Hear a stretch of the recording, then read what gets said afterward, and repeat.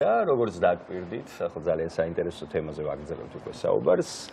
ოდესმე თუ დაფიქრებულ ხართ, რომელი მშობლის დამსახურებაა თქვენი ცეკვის, სიმღერის ან მათემატიკის ნიჭი, ან ვისი ბრალია ის მახასიათებლები, რომლებიც შესაძლოა ჩვენ დიდად არ მოგწონდეს.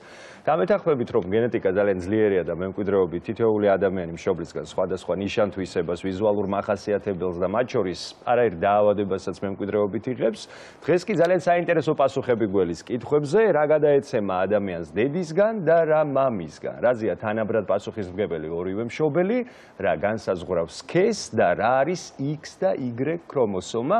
მოკლედ ლალი მარგველაშვილი, გენეტიკოსი გვერდდება თემაზე სასაუბროდ, რომელსაც მივესალმებით დილამშვიდობის და ძალიან დიდი მადლობა რომ ჩვენთვის და ჩვენი მაყურებლისთვის გაიღვიძეთ. ქალბატონო ლალი, ჩვენ გამუდმებით გავიძახით, ვამბობთ, რომ ეს დედის დამსახურებაა, ის მამისგან მოგდევს, ეს ბებიისგან, ბაბუისგან, მაგრამ დეტალურად მაინც არ ვიცით ეს პროცესი როგორ ვითარდება.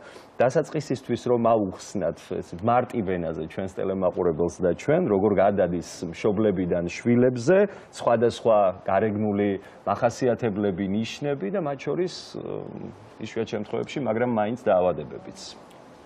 ნებისმიერი ინფორმაცია, რაც მშობლებიდან და წინაპრებიდან ადამიანებს გადაეცემათ, განლაგებულია ქრომოსომებში ან ბირთვში არსებულ ორგანელებში. უმრავლესი ინფორმაცია, რაც ჩვენი გარეგნობის, ქცევის, ნივთიერებათა ცვლის, აღნაგობის, ძვლის ხარისხის, ყველაფრის, რაც გვაქვს თმის ფერიდან დაწყებული ხარისხით დამთავრებული, გადაეცემა ქრომოსომებში და ორგანელებში განლაგებული გენეტიკური ინფორმაციით. ეს ინფორმაცია მრავალგვარია და დღეისათვის უკვე ცნობილია 7500 სხვადასხვა ცილისთვის დამახასიათებელი შესატყვისი გენი და თვითეული ცილა კიდე სხვადასხვა ერთი და იგივე ცილისგან სხვადასხვა ნიშანი შეიძლება იყოს გამოწვეული. ანუ, როცა ჩვენ ერთ რომელიმე გენის დაზიანებაზე ვლაპარაკობთ, შეიძლება მან მრავალი სხვადასხვა გამოვლინება მოგწეს ერთი და იგივე ორგანიზმში. ეს ყველა გენები ჩალაგებულია, ასე ვთქვათ, დაკომპლექტებული ადამიანში 46 ქრომოსომაში და თვითეული ეს ქრომოსომა წყვილის სახითაა წარმოდგენილი. სინამდვილეში 23 ქრომოსომა გვაქვს, მაგრამ ორგანიზმმა მოიფიქრა თავის დაცვის საშუალება და თვითეული ჩააწყვიდლა, რომ ხშირ შემთხვევაში შეძლოს თუ ერთი არ მუშაობს, მის მაგივრად მეორე ისეთივე გენმა იმუშაოს, ოღონდ მეორე ქრომოსომაში არსებული. დაზღვევად მოიმარჯვა ეს კი, მარაგი შეიქმნა თავისთვის. ამ დროს მარაგი გასაგებია რომ შეიქმნა და ეს ისედაც ასე ვთქვათ, უკვე აქსიომაა შეიძლება ითქვას, მაგრამ აი საინტერესოა დედის მხრიდან და მამის მხრიდან რა თანაბარდობით იღებს შვილი ქრომოსომებს და იგივე ამ გენებს. ესე იგი, ერთადერთი განმასხვავებელი, რასაც დედისგან და მამისგან იღებს განსხვავებულ შვილი, ეს არის ქრომოსომები, რომლებსაც სასქესო ქრომოსომები ქვია. დედისგან ბავშვმა შეიძლება მიიღოს მხოლოდ X ქრომოსომა, გინდა ბიძს გადასცემდეს და გინდა გოგოს და აი მამა ამ დროს არის პრივილეგიურ მდგომარეობაში და თუ ბიძს გადასცემს Y ქრომოსომას გადასცემს და თუ მამას გოგო ეყოლა შვილი, ესე იგი მისთვის ქრომოსომა X-ი გადაუცია. აი ეს ქრომოსომები რით განსხვავდება ერთმანეთისგან? ეს XY უფრო დეტალურად რომ გაგვიშვით. ძალიან განსხვავდება. ისედაც სასქესო ქრომოსომების შედარებით პატარა ქრომოსომებია, მაგრამ მათ შორის უდიდესი განსხვავებაა პირველ რიგში ზომაში და ფუნქციაში. თუ X ქრომოსომაში 8-ზე მეტი მოქმედი გენი არსებობს, კაცის Y ქრომოსომაში მხოლოდ 90-მდე. ანუ ხვდებით, რამდენად უფრო პატარა ინფორმაციის მატარებელია. ნაკლებია, Y ქრომოსომაში ბევრად უფრო ნაკლები ინფორმაცია ინახება, მაგრამ ბევრად უფრო მნიშვნელოვანი სქესის კოდირებისთვის. მაგალითად, თუ მხოლოდ Y ქრომოსომაშია ის ნაწილი გენების, რომელიც პასუხისმგებელია კაცის სქესის ჩამოყალიბებაზე, სათესლე ბაგირაკების, სპერმის სინთეზზე, ყველა მამაკაცურ ასეთ ნიშანზე. აი, მოდი უფრო რომ დავაკონკრეტოთ, როგორ გადაეცემა სქესი მშობლებიდან შვილებს. მამაკაცის მხრიდან ამ შემთხვევაში? მამრობითი სქესი გადაეცემა მხოლოდ მამაკაციდან და მდედრობითი ქალის სქესი გადაეცემა როგორც დედიდან, ისე მამიდან. და სქესის კუთხით გენეტიკა თუ მამრობითი შემთხვევაში გადაეცემა, ამ შემთხვევაში მამაკაცის უფრო ძლიერია, მაგრამ დანარჩენი სხვა ქალბატონის დანარჩენი სხვა ბევრად მეტია. ჩვენ კი გვინდა ვთქვათ, რომ დედიდან და მამიდან ტოლ ინფორმაციას იღებენ ადამიანები, მაგრამ ეს ასე არ არის. ჯერ ეს ერთი ინფორმაცია გადაგვეცემა არა მარტო ქრომოსომებიდან, არამედ მიტოქონდრიაში, ანუ ბირთვს გარეთ არსებულ კიდევ პატარა ორგანელებში, რომელშიც არსებული ინფორმაცია მხოლოდ დედიდან ხვდება ბავშვთან. ამიტომ საშუალოდ 15% ნიშანთვისებების ის, რაც ბირთვიდან არიღებს ადამიანი, მხოლოდ დედისაა. მეტია ქალების როლი ამ შემთხვევაში. გავკნათ ასიას სპერმატოზოიდი უნდა იყოს მსუბუქი, რომ შეძლოს დიდი მანძილის გავლა, სანამ მიაღწევს თავის მიჯნურამდე, სამაგიეროდ მიჯნური უნდა დახვდეს დიდი მზითვით, იმისათვის, რომ მათ შეძლონ სწორი ოჯახის აწყობა. ქალწნევალი, ჩვენ აი ვახსენეთ, რომ მშობლებიდან შვილებზე, გენეტიკა ძლიერია და თავისთავად სხვა ნიშანთვისებები გადადის და მათ შორის გარეგნულ მახასიათებლებთან ერთად ვახსენეთ დაავადებები. მოდი, აი დედის ხაზზე და მიმართულებაზე რომ ვისაუბროთ, თუ არის, თქვათ, ამის დადგენა და განსაზღვრა შესაძლებელი გენეტიკური კუთხით. გენეტიკოსებისთვის ეს ძალიან ცნობილი მოვლენაა. ნებისმიერი დაავადება რომ გამომჟღავნდეს ადამიანში, ან დედა და მამა თანაბრად უნდა იყოს დამნაშავე, ძალიან იშვიათად მამაა პასუხისმგებელი თავის Y ქრომოსომით ამავე თუ იმ დაავადებაზე და სამწუხაროდ დედის და საერთოდ X მდედრობითი ქრომოსომიდან ბევრად მეტი დაავადებები შეიძლება ადამიანთან მოხდეს. მაგალითად, ისეთი როგორიც არის ჰემოფილია, როცა სისხლის შედედება ირღვევა. ისეთი დაავადება თითქოს ძალიან მარტივი და ყველამ რო ვიცით, დალტონიზმი. ის აუცილებლად სქესთან არის შეჭიდული, ვლინდება კაცებთან, მამრობითი სქესის შვილებთან, მაგრამ მიზეზები დედები არიან. რამდენად მრავალფეროვანი და ესეთი ფართო და ამოუწურავია ეს გენეტიკის თემა, იმდენად მრავალფეროვანია ალბათ იმ დაავადებების ჩამონათვალიც, რომელიც შესაძლოა მივიღოთ დედისგან ან მამისგან, მაგრამ მოდით მაყურებლისთვის ესეთი პატარა ნუსხა რომ შევადგინოთ, აი რა ძირითადად ესეთი მნიშვნელოვანი პრობლემები შეიძლება გადაეცეს დედის მხრიდან ბავშვს და შემდეგ უკვე მამის მხრიდან. 18 დამატებითი X შეჭიდული დაავადება, რომლებიც განლაგებულია ამ დაავადების გენის ქალის სასქესო ქრომოსომაზე, უმრავლეს შემთხვევაში გადაეცემა დედიდან ვაჟიშვილების ნახევარს. ხოლო მამიდან შედარებით ნაკლებია ასეთი, მაგალითად შეიძლება მამიდან გადაეცეს ვაჟიშვილს უშვილობა, აზოსპერმიით გამოწვეული, შეიძლება გადაეცეს დაავადება, რომლის დროსაც კაცის ქრომოსომები აქვს გარეგნულად სრულიად ჯანმრთელ ქალს. ანუ ვერ გავიგეთ, თუ მამისგან შვილს გადაეცემა, ესე იგი მამას შვილი უკვე ყავს.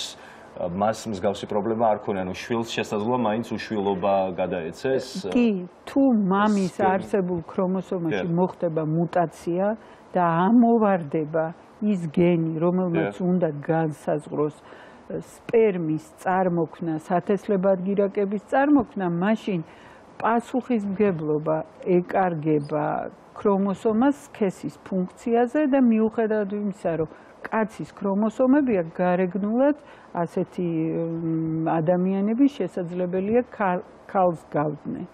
საერთოდ სქესის ქრომოსომებს, სასქესო ქრომოსომებს თავისი დაავადებები აქვთ. ისინი ან შეიძლება მეტი ქონდეს ადამიანს, ან ნაკლები. მაგალითად, თუ 1X ქრომოსომა აქვს, მაშინ ტერნერის სინდრომი ქვია ამას და ასეთი გოგონები მეორადი სასქესო მომწიფების დროს ჩამორჩებიან და სიმაღლეში ჩამორჩებიან. შესაძლებელია Z-X ქრომოსომა გქონდეს, ორის მაგივრად 3. ასეთი გოგონებიც გარეგნულად ქალის ყველა ნიშანს ატარებენ, მაგრამ რაც უფრო მეტი X ქრომოსომა აქვს, ერთზე მეტი შეიძლება გქონდეს დამატებული 3-4, ეს მით უფრო ბავშვის გლობალური განვითარების ჩამორჩენას გამოიწვევს. ასევე შეიძლება გქონდეს Z-მეტი კაცის ქრომოსომაც. ასეთი კაცები რა ხდება? ასეთი კაცები გამოირჩევიან ოჯახის წევრებთან შედარებით ბევრად უფრო მოსული ზომებით. ასეთი Z-მეტი დამატებითი Y ქრომოსომა ნაპოვნია იმ პოპულაციების კაცების, რომელიც სიმაღლეში 1.89 სანტიმეტრზე მაღლები არის.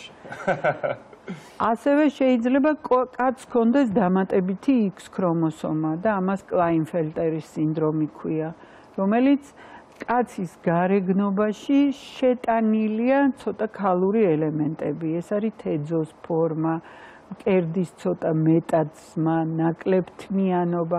ასეთი ადამიანების გამორჩევა საზოგადოებაში გენეტიკოსთვის არ არის რთული. ფენოტიპს ჩვენ ვეძახით ადამიანის გარეგნობას, რომელიც აერთიანებს ყველა ნიშანს. თვალის, ყურის, ტუჩის, ყველა ორგანოს ზომა და ფორმაში შესაძლებლობა გქონდეს პატარ-პატარა გადახრები. აი ქალბატონო, საინტერესოა რა ასაკში არის ზოგადად შესაძლებელი, რომ გენეტიკით გადაცემული ნიშან-თვისებები გამოვლინდეს ბავშვში. ჩვენ რა ასაკიდან ვხედავთ ასე ვიზუალურად ამ შედეგებს? პირველივე ნიშანს ვხედავთ ბავშვის დაბადებისას, დახედავენ თუ არა იწყება დედას გავს, მამას გავს, ბებიას გავს, ამის ტუჩი აქვს. ხომ რამდენად არის შესაძლებელი? მე მაგალითად ვერასდროს ვერ ხვდები, რომ ვის გავს. არა, ხანდახან არის, როდესაც ძალიან გამოკვეთილია ხოლმე, ამიტომ მარტივად მისახვედრია. მაგრამ რაც შეეხება დაავადებებს, ისინი ძალიან სხვადასხვა ასაკში ვლინდება. ერთი კატეგორია დაავადებების უკვე იბადება ასეთი გამოხატული ფორმებით. მაგალითად, ბავშვი, რომელიც იბადება ძვლოვანი სისტემის პათოლოგიით, ისეთი როგორც ახონდროპლაზია, დაბადებისთანავე კი არა, მუცლად ყოფნის დროს, ეხოს გაკეთების დროსაც კი შეგვიძლია, რომ აღმოვაჩინოთ. არის დაავადებები, რომლებსაც ახალშობილობის დროს აღმოვაჩენთ, არის დაავადებები, რომელსაც ჩვილობაში და იმ დაავადებებს, რომლებიც ჩვილობაში ვლინდება, ვცდილობთ, რომ ასეთ დაავადებებზე ბავშვები სამშობიაროშივე გამოვიკვლიოთ წინასწარ, სანამ ასე ვთქვათ, ურემი გადაბრუნებულა და დროულად ვიპოვოთ ეს დაავადებები. ამისთვის სახელმწიფო ატარებს ახალშობილების სკრინინგს გენეტიკურ დაავადებებზე. არის დაავადებები, რომლებიც 70 გადაჩორებულ ასაკში გამოგვეხატება ხოლმე, მაგრამ ისინი გენეტიკურია მაინც. მაგალითად, არის გეიმერის ჭკუას უსტობა. გარდატეხის ასაკშია ხშირად ისეთი გენეტიკური დაავადებების წინ წამოსვლა, როგორიც არის შიზოფრენია მაგალითად. ამიტომ ადამიანები სულ ყურადღებით უნდა იყოს. შეიძლება რომ ხაზი განუსაზღვროთ დედის თუ მამის მხრიდან? იცით რა არის? ყოველთვის ინტერესდებიან ხოლმე შიზოფრენიის და აუტიზმის გენეტიკის ხოლმე ადამიანები. მაგრამ აქ ყველაზე მნიშვნელოვანი ისაა, რომ ორივე ეს დაავადება არ არის ერთი ავადმყოფობა. მათი მრავალი ქვეტიპი არსებობს და აუტიზმი არის შედეგი. შიზოფრენიაც არის შედეგი სხვადასხვა გენების მოქმედების. არსებობს შიზოფრენიის ისეთი იშვიათი ფორმა, რომელიც მხოლოდ Y ქრომოსომი მამიდან გადაეცემა ბავშვს. არის მისი რეცესიული ფორმებიც და დომინანტურიც. ასევეა, მაგალითად, აუტიზმის გენები უკვე 600-ზე მეტია ცნობილი. ყველა ისინი ამ დაავადებას იწვევს, მაგრამ რეალურად იმის გამო, რომ ისინი სხვადასხვა გენით არის გამოწვეული, სხვადასხვანაირი სიძლიერით გამოიხატება და სხვადასხვა ფორმა ექნება ბავშვთან. ბოლოს ძალიან მოკლედ რომ გითხრათ, შეიძლება თუ არა, მაგალითად, წინასწარ ვივარაუდოთ, როგორი ნიშნები და მახასიათებლები გამოყვება ბავშვს მშობლებისგან. აი, მაგალითად, ეს იქნება თვალის ფერი, თვალის ჭრილით, მის ფერი და ასე შემდეგ, სტრუქტურა და ასე შემდეგ. შესაძლებელია, იმიტომ რომ ჩვენთვის უკვე ცნობილია, რომელი ნიშანია დომინანტური, რომელია რეცესიული და რომელი შერეული გენების მოქმედებით წარმოიქმნება.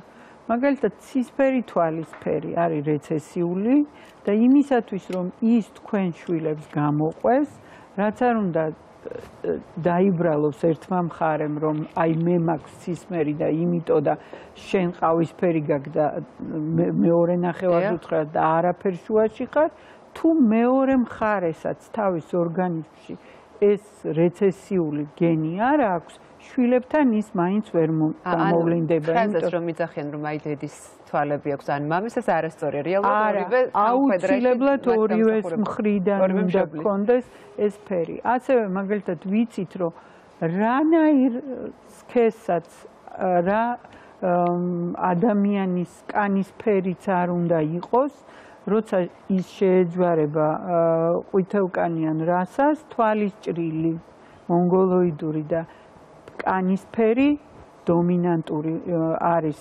ჩინური და გვექნება მონგოლოიდური. მადლობა. ძალიან დიდი მადლობა, მოკლედ საინტერესო გამოდგა. მაგრამ იმდენად ამოუწურავია ეს თემა, რომ ნამდვილად სავარაუდოდ არც კითხვები დაილევა და მოგიწევთ ჩვენთან მოსვლა. არც პასუხები ამოიწურება.